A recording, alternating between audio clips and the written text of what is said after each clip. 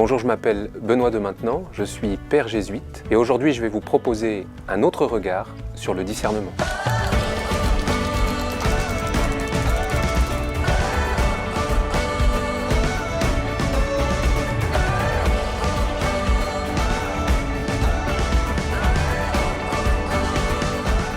Souvent quand on parle discernement, on commence par parler d'Ignace de Loyola et donc des jésuites parce que le discernement, Ignace a eu le temps de l'éprouver pendant plus de 15 ans. Il a mis 15 ans à trouver où pouvoir vivre sa mission avec le Christ. Donc pendant 15 ans, on pourrait dire il a galéré, il a cherché, il a eu des obstacles, des objections à sa vocation et c'est ça qui lui a permis d'approfondir et d'entrer avec finesse dans la délicatesse de l'âme humaine. Ignace de Loyola a eu à un moment dans son parcours une année assez compliquée où il s'est arrêté. Et pendant un an, il a repris son histoire et son désir profond, ce qu'il avait envie de faire. Et il a identifié petit à petit comment Dieu lui suggérait des choses à travers ce désir et à travers la reprise de son histoire.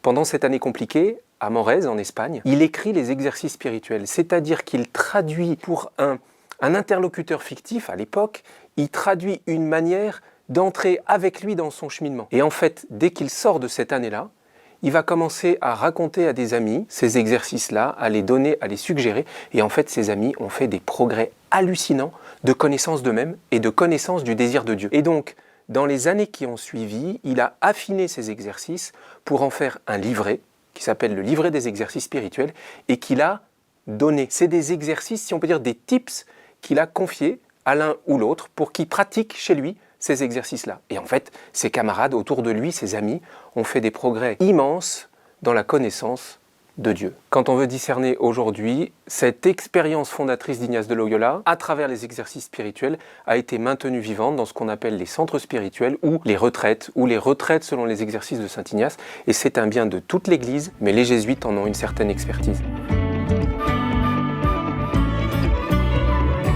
Les exercices spirituels de Saint Ignace, pour faire assez simple, c'est une manière de se mettre au cœur de l'Évangile.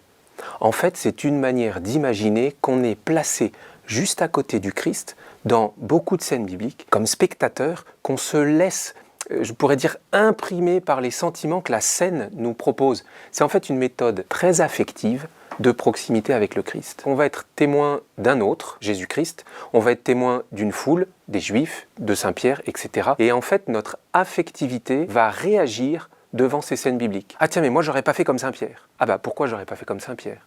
Et donc, face au texte biblique, notre affectivité bougeant, notre raison va se brancher en disant, mais j'aurais fait quoi, moi, à la place de Pierre, à la place de Judas, à la place du Christ, à la place d'Abraham, etc. Et donc, devant le texte biblique, animé par mon imagination, mon affectivité va réagir. Et Dieu se cache dans cette affectivité. Cette affectivité, c'est le lieu où la parole devient vivante. Mais il y a des pièges, c'est-à-dire que mon affectivité est teintée de ma personnalité, de mon histoire, de résistance aussi. Donc je dois apprendre à décrypter cette affectivité. C'est toute la place de l'accompagnateur spirituel qui va aider le retraitant, l'exercitant si on préfère, à sentir dans l'affectivité ce qui vient de Dieu et me mène à la vie, ce qui ne vient pas de Dieu et ne me mène pas à la vie. Et Ignace, lui, dans la théorie, pense à 4 semaines qui sont progressives, c'est-à-dire on va d'abord découvrir qui on est et on pourrait dire nos faiblesses, nos vulnérabilités, puis on va entrer dans la proximité du Christ, la 2e semaine. Ensuite, sentant qu'on est attiré par lui, on va passer ça à l'épreuve de la passion. Et la 4e semaine, on va se plonger dans l'expérience de la résurrection, cette joie immense de se dire « Je suis ce Christ-là, passé par la mort, ressuscité ».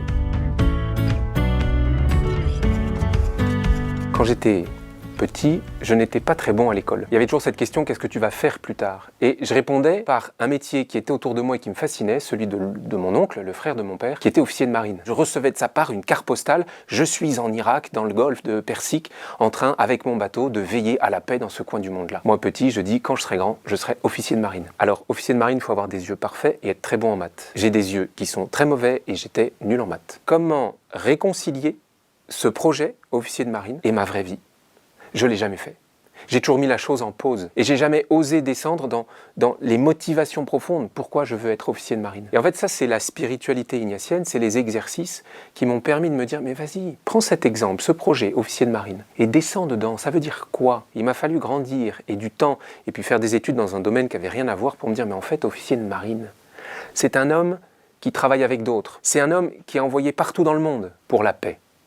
Ben, en fait, moi, j'ai envie d'être cet homme-là. Et petit, dans ce rêve, c'était ça qui s'y cachait. Et quand à 26 ans, je découvre que je peux être envoyé comme compagnon de Jésus avec d'autres camarades, partout dans le monde, pour amener la paix, et puis j'ai affiné les choses, et l'amour, j'ai signé direct.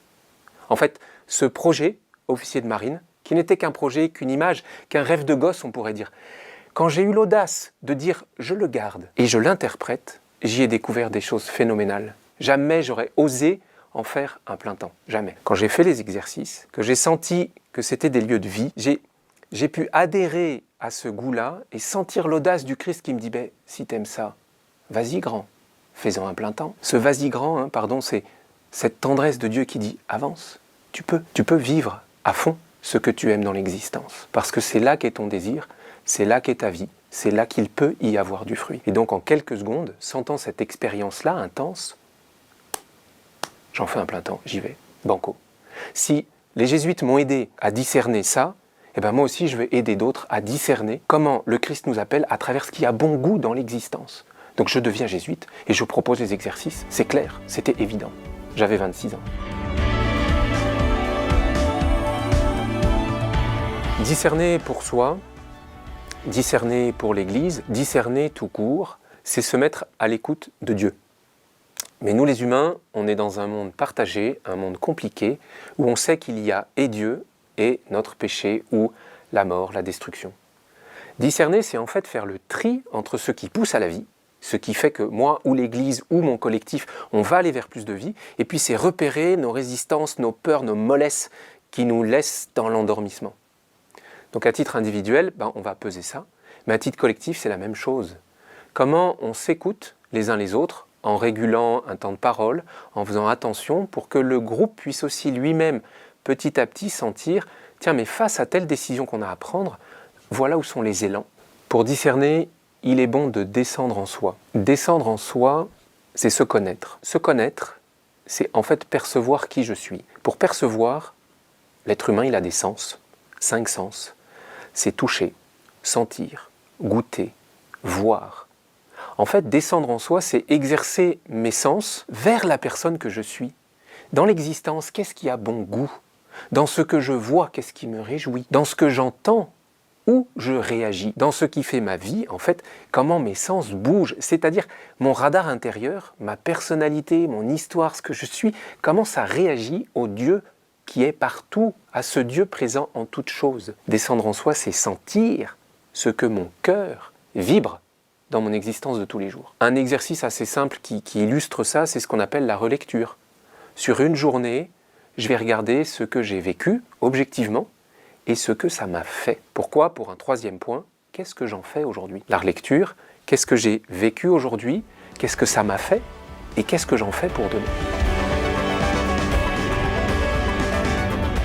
Premier élément, un peu d'audace, ne pas avoir peur.